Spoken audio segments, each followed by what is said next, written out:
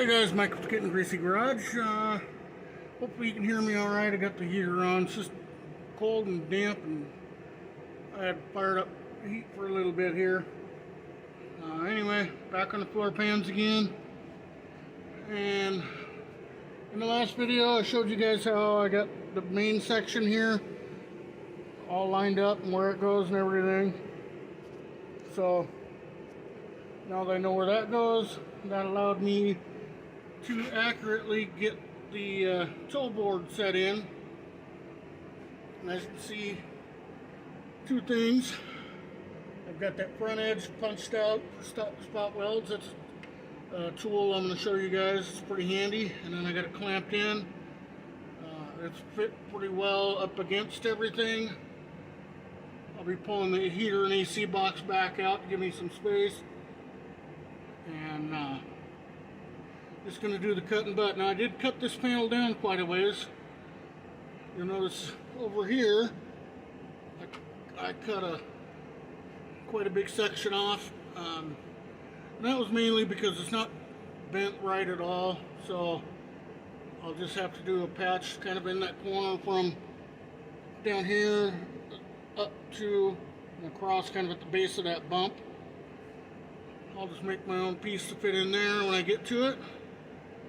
But for now, I gotta spot weld this edge to the front body mount, and then I have to grind the welds flush so that I can put the section in that goes here.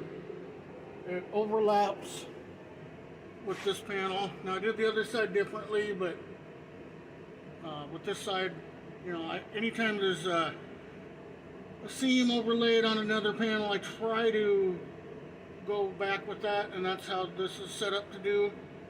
So the toe board goes in first and the floor pan goes over the top of it. So I'm going to tack it in and then recheck everything and get it welded in, and then just spot welded along that mount just to hold it in place. And then we'll lay the other panel back over it, and I'll bring you guys back. Alright, so got it welded in, and right here is a seam that they put in it when they bent the panel. I don't know why they did that, but they cut it there, so I stitched that up over on this edge. I laid it down to the right profile and put a tack in it. And then over here in this corner, went ahead and put a few spot welds and a tack there. Now this side here, all up along here, I'll cut that later and butt weld it all together. But this corner will be pretty well at the end of this panel right here, that line. The next panel that goes here will cover this. So I tacked it there. Like I say, I got it tacked at the other side. So it's pretty solid now, like it's supposed to be. And then of course, you know, it'll all get cut and laid in up there. But next thing to do is go ahead and flush off all these welds. I use my little 5.5 inch air grinder with I don't have any more 36 grit flap wheels, but I got a 60 grit, and they cut it down. It's pretty fast, pretty nice. So I'll go ahead and knock those down, and we'll get the next panel laid over, and I'll show you guys where we go next. Alright guys, so I said I'd bring you back. I got it, got all the welds flushed off. So this is totally secured to this body mount now. Remember I showed you I tacked it down here because this is going to get covered. And then I got it flushed off down there. So this toe board is where it's going to be. And then I went ahead and laid some weld-through primer over the top of it. I got to vacuum it off again because since the primer dried, it got grinding shit on it. Meanwhile, the main front floor pan If you remember in the last video, we traced a bunch of lines underneath it to where to put holes and where not. Now you can see that I went through and drilled holes. All the edges that are going to overlap, I punched holes along that front edge where it's going to connect up there. So I put spot welds all along there. And then I cut this out and I got it fit. So next thing is I'll lay this in, put a couple screws in it to hold it, and we'll start tacking it in. So we'll see how far we get today, but at least I want to get this one set in where it's supposed to be and tacked in, or solid enough that it's permanent. And then the next one I'll get fit is this back piece. Then I'll come back through, I'll pull the heat and AC box out, and I'll start doing the cutting butt, where I'll do that the top edge all along there and then all down this side. I'm going to have to make the little piece for over here, we already know that, and then all along that back edge, because there's still some rotten metal in there. And when I lay this edge over the top of it, then I'll just cut it out and it'll no longer be an issue.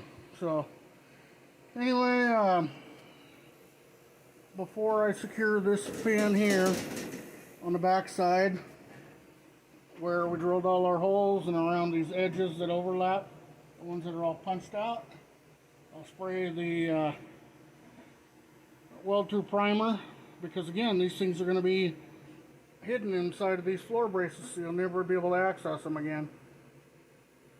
So, alright, let me get this blowed up and get some primer on here, and we'll get her mounted down.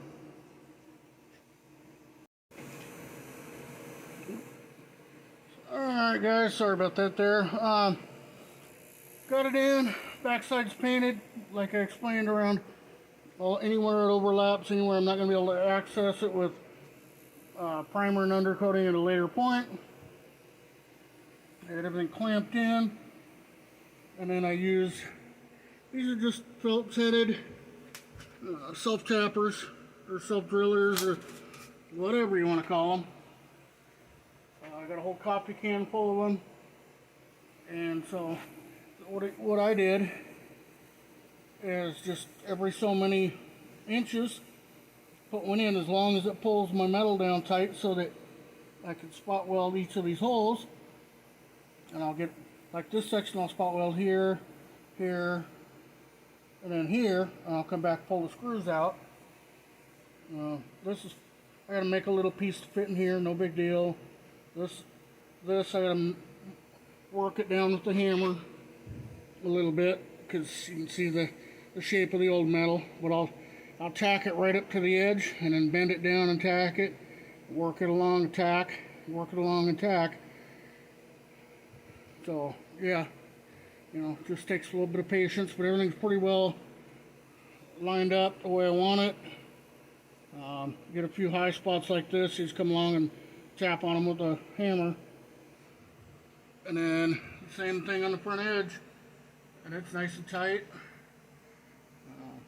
Got it pulled all the way over into the corner there, and then down these body braces every so far, so that when you look through the holes, you can see that it's nice and flat against it.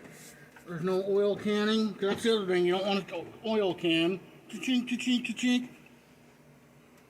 And then this brace, remember we got that spot in here that no screws, so everything lined up.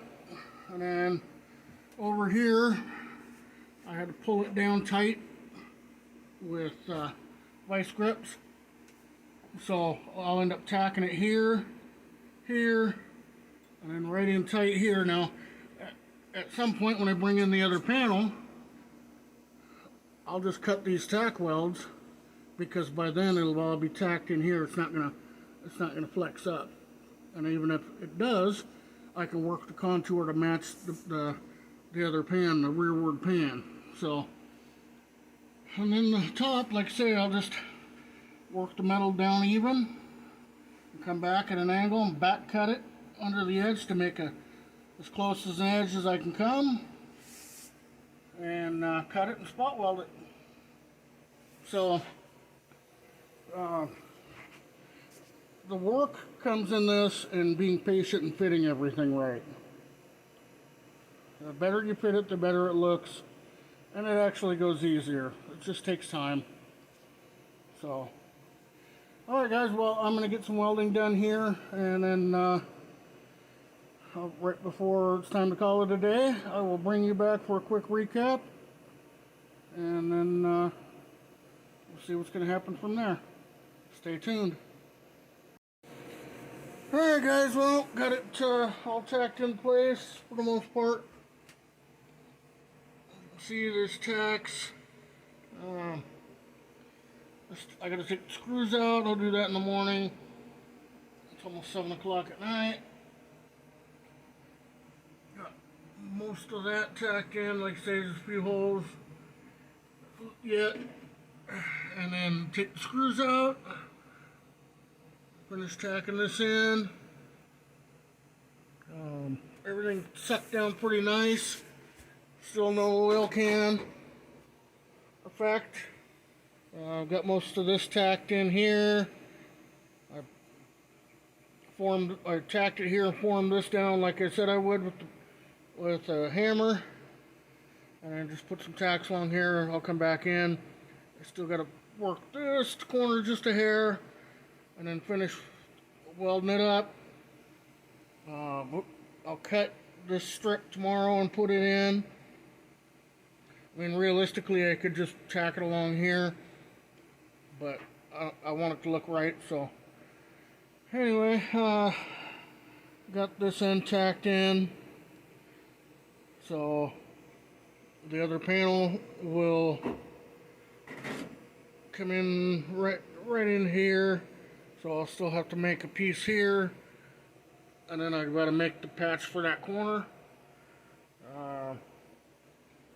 As you can see, I put a tack here and tack here on this back edge, one in the corner, and then a couple down along this side. Now, when I come along to cut this to butt weld it, I'll just cut right through these tacks, and I'll work this in. There's still a gap here, but the metal has to be formed. Again, this is the kind of stuff that takes time to do, because all I could get was poor quality floor pans.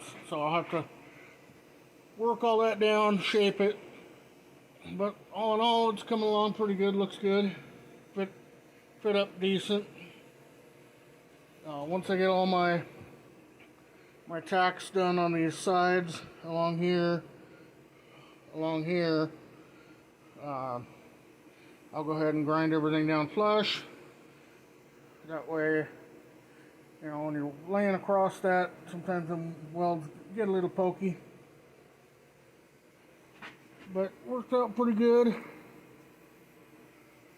I'm real happy with it.